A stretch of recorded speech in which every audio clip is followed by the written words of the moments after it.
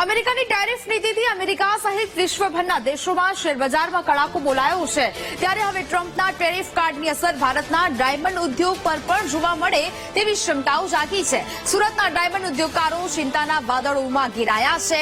ટેરિફની હીરાની બજારમાં નકારાત્મક અસર ઉભી થવાની સંભાવના છે। સમગ્ર મુદ્દે ઉદ્યોગપતિ દિનેશ રાવડિયાએ ચિંતા વ્યક્ત કરી છે। તેઓએ કહ્યું કે ભારતનો 35% હીરા ઉદ્યોગ સીધો જ અમેરિકા સાથે જોડાયેલો છે। વર્ષ 2024 અને 25માં $11.58 બિલિયન એક્સપોર્ટની ધારણા હતી, જોકે ટેરિફ વધવાને કારણે હવે હીરા ઉદ્યોગ પર બંદીનું ગ્રહણ છવાય તેવી આશંકા છે।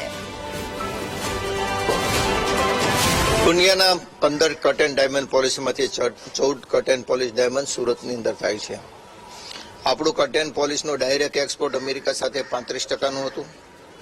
સમગ્ર જેમ્સ એન્ડ જ્વેલરી સેક્ટર એટલે ગોલ્ડ જ્વેલરી, સિલ્વર જ્વેલરી અને જેમસ્ટોન જ્વેલરી આ બધું જ મળીને $9.5 બિલિયન નું આપણું 2023-24ની અંદર આપણું એક્સપોર્ટ હતું।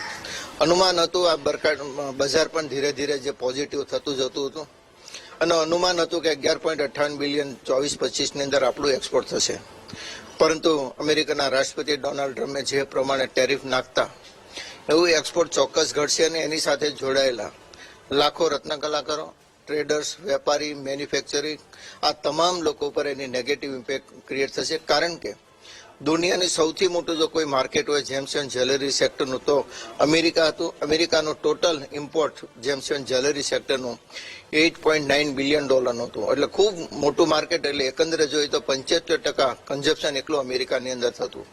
આની નેગેટિવ ઇમ્પેક્ટ આપણે ભારત ઉપર નહીં પણ સમગ્ર દેશના અલગ અલગ દેશો ઉપર પણ એની અસર ઊભી અત્યારે થવાની છે।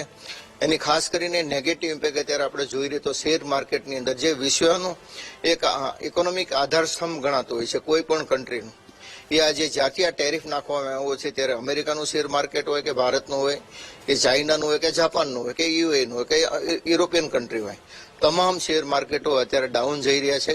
જેને અને ખાસ કરીને આજે જોઈએ તો ભારતની અંદર માર્કેટ ખુલતા શોર્ટ સર્કિટ લાગતા માર્કેટ બંધ થયું છે। એટલે વૈશ્વિક સ્તર ઉપર જે આધાર સ્તંભ હોય છે ઇકોનોમિકનો શેર માર્કેટ એની અંદર પણ ખૂબ મોટી ગિરાવટ છે।